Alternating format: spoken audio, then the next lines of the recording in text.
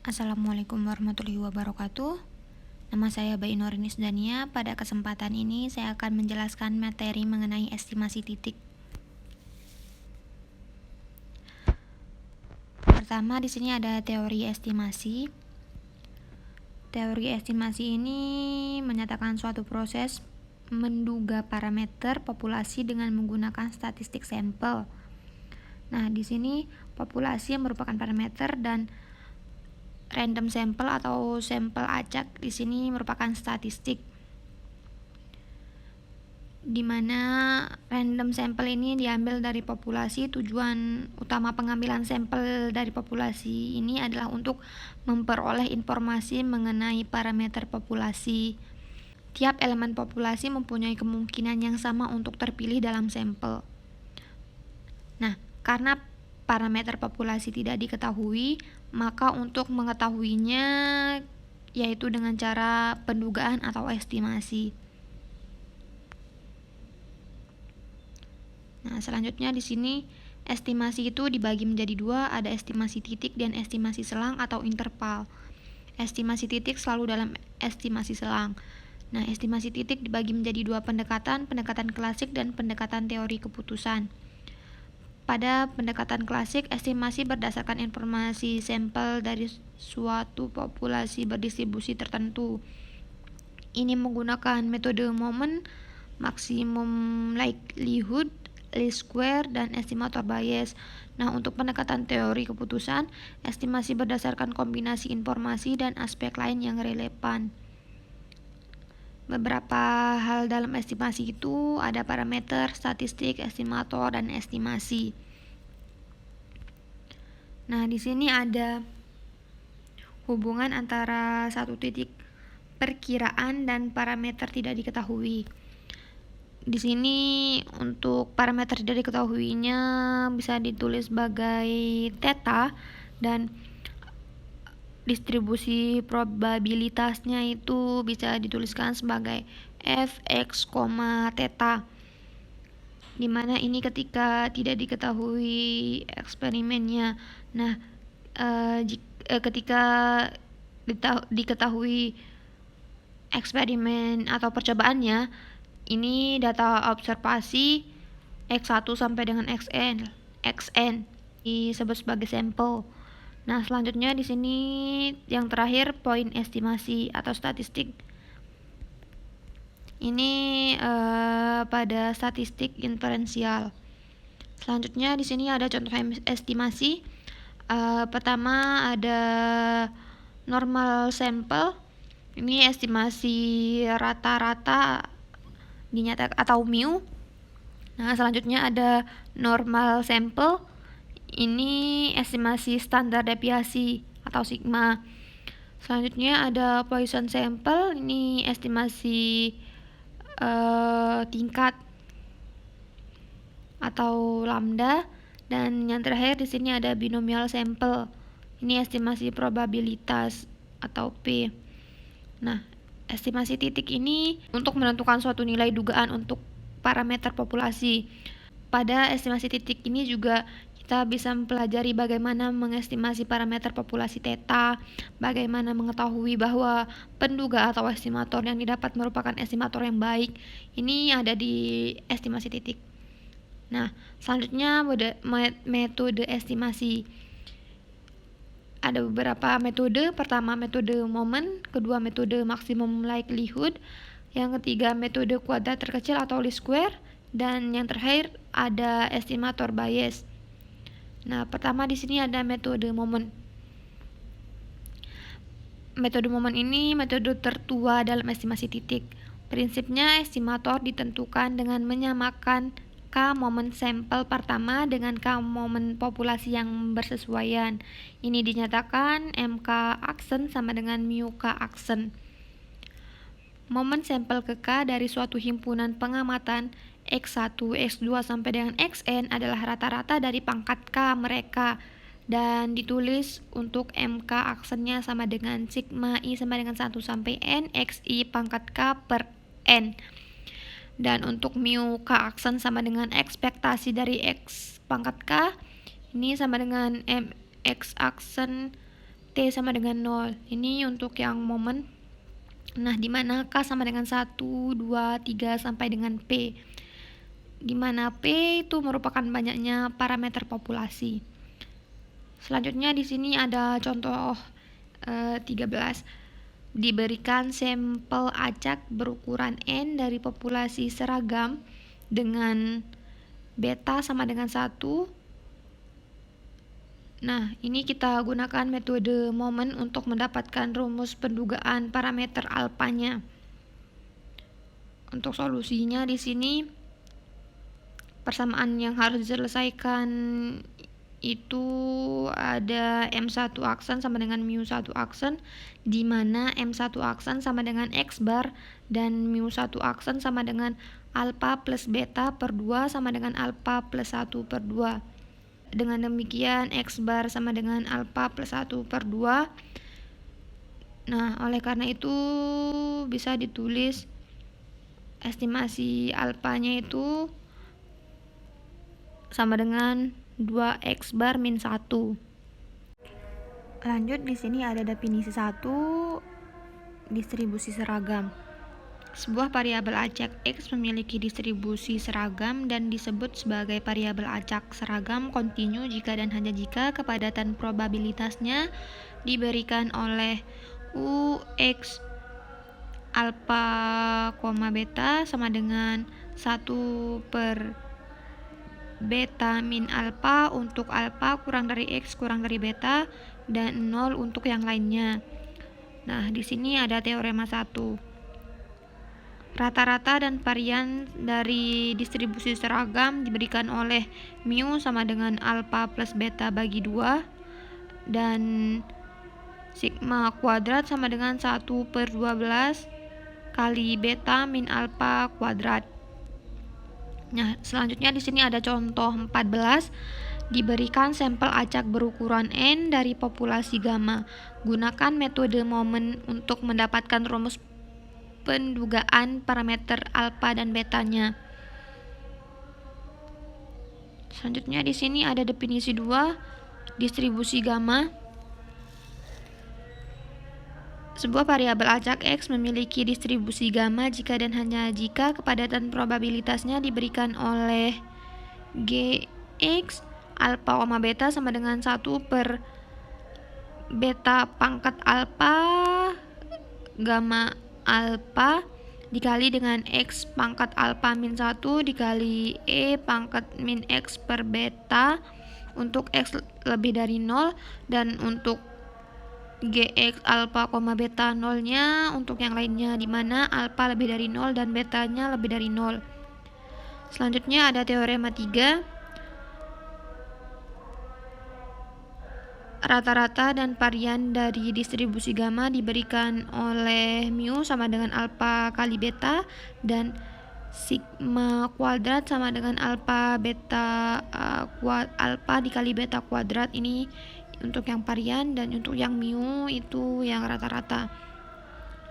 Nah, di sini bukti dari teorema 2 dengan R sama dengan 1 dan R sama dengan 2 kita dapat mu1 aksen sama dengan beta dikali gamma dikali alpha plus 1 dibagi gamma alpha sama dengan alpha dikali beta dan mu2 aksen sama dengan beta kuadrat dikali gamma dikali alpha plus 2 dibagi gamma alpha. Ini sama dengan alpha dikali alpha plus 1 dikali beta kuadrat. Jadi mu sama dengan alpha dikali beta dan sigma kuadrat sama dengan alpha dikali alpha plus 1 dikali dengan beta kuadrat dikurangi dengan alpha dikali beta kuadrat sama dengan alpha dikali beta kuadrat. Nah, ini untuk yang mu1 aksennya itu sama dengan ekspektasi X sama dengan integral 0 sampai ta hingga X1 per beta alpha gamma alpha dikali X pangkat alpha min 1 dikali E pangkat min X per beta dx ini sama dengan alpha dikali beta.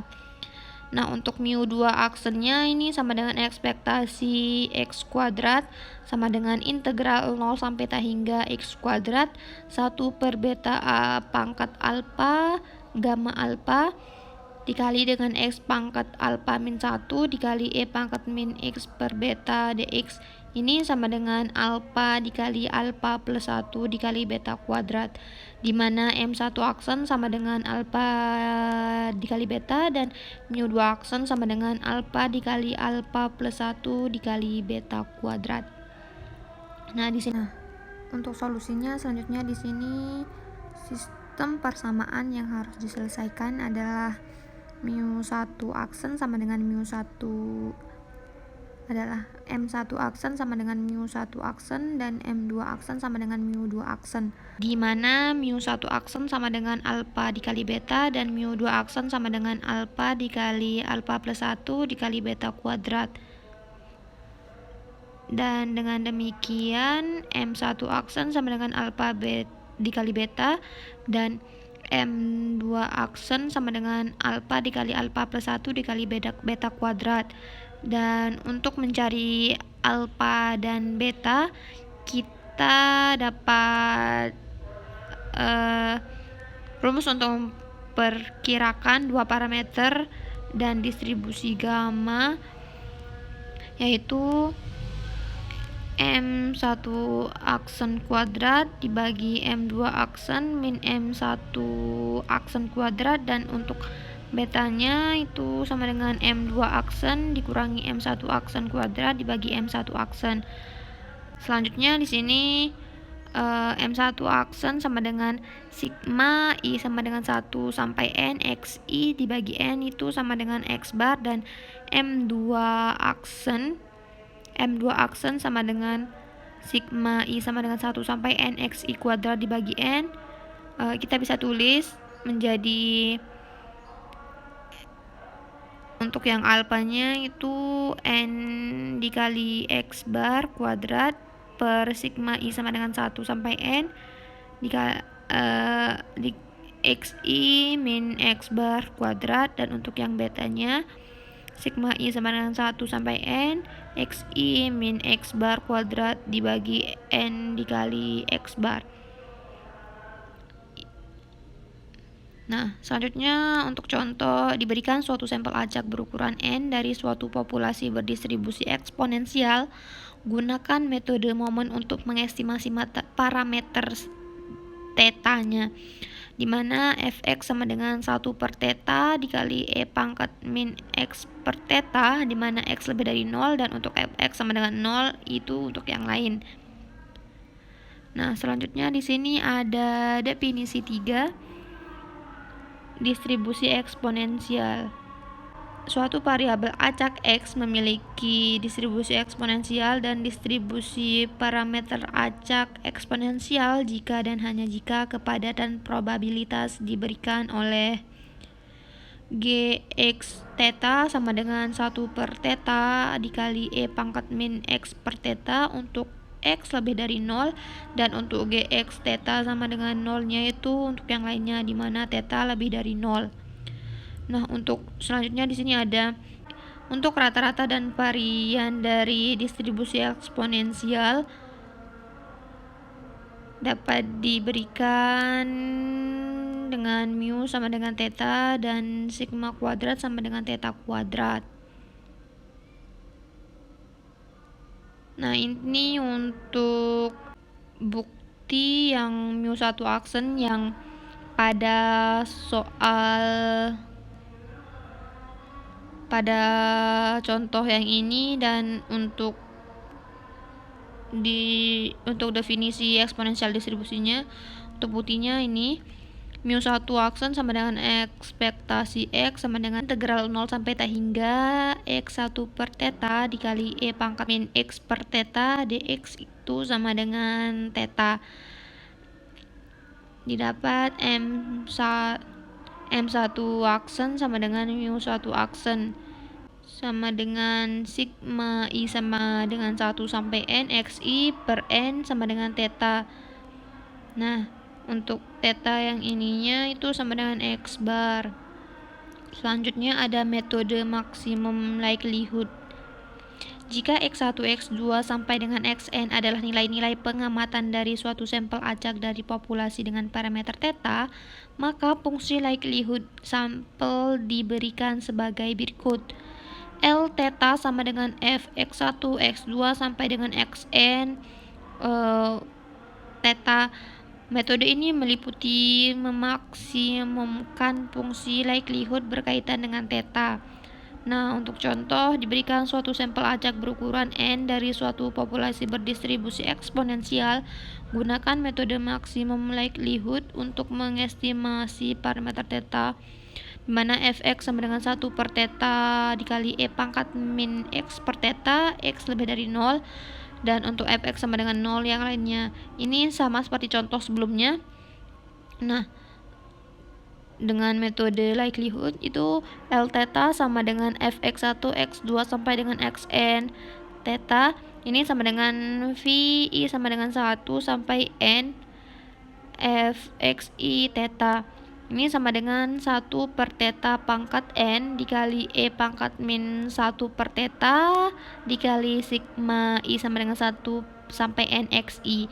Ini sama dengan theta pangkat min N dikali E pangkat min 1 per theta dikali sigma I sama dengan 1 sampai N Xi.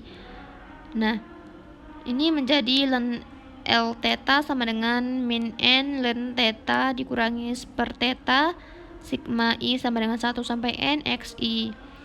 Nah, ini diturunkan jadinya ini diturunkan terhadap theta jadinya do ln L theta dibagi do theta sama dengan min N per theta ditambah 1 per theta kuadrat dikalikan dengan sigma I sama dengan 1 sampai N Xi. Ini menjadi do ln L theta per do theta sama dengan 0. Ini sama dengan negatif N per theta ditambah 1 per theta kuadrat dikalikan dengan sigma I sama dengan 1 sampai N Xi sama dengan 0. Sehingga didapat untuk theta ininya sama dengan X bar. Nah, di sini ada contoh 17. Jika X1, X2 sampai Xn adalah nilai sampel acak berukuran N dari populasi seragam dengan alpha sama dengan 0, ini sama seperti contoh 4. Nah, cari penduga kemungkinan maksimum dari beta. Ini untuk contoh soal nomor 17, dan di sini ada soal nomor 18. Jika X1, X2 sampai Xn merupakan sampel acak berukuran N dari populasi normal dengan rata-rata mu dan varian sigma kuadrat, temukan estimasi kemungkinan maksimal gabungan dari dua parameter ini. Nah, ini bisa dicoba ya. Nah, selanjutnya ada metode kuadrat terkecil atau least square. Metode ini digunakan untuk estimasi parameter suatu fungsi dengan parameter yang linier, dilakukan dengan meminimumkan jumlah kuadrat error atau simpangan. Metode ini juga banyak digunakan pada estimasi parameter regresi linier. Nah, di sini YI sama dengan alpha plus beta XI ditambah EI. Nah, EI kuadrat di sini sama dengan YI min alpha min beta XI kuadrat. Karena EI kuadrat di sini jadinya YI min alpha min beta XI-nya di sini juga kuadrat. Ini bentuk lain dari YI sama dengan alpha plus beta XI ditambah EI ini. Nah, selanjutnya sini fungsi kuadrat error. Q sama dengan sigma I sama dengan 1 sampai N, EI kuadrat sama dengan sigma I sama dengan 1 sampai N, YI min alpha min beta XI kuadrat. Ini untuk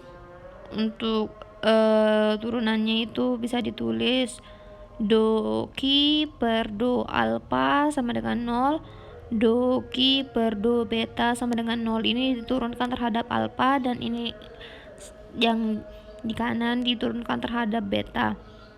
Di sini persamaan normal. Sigma I sama dengan 1 sampai N, YI sama dengan alpha N ditambah beta sigma I sama dengan 1 sampai N XI, dan untuk sigma I sama dengan 1 sampai N XI YI sama dengan alpha sigma I sama dengan 1 sampai N XI ditambah beta sigma I sama dengan 1 sampai N XI kuadrat.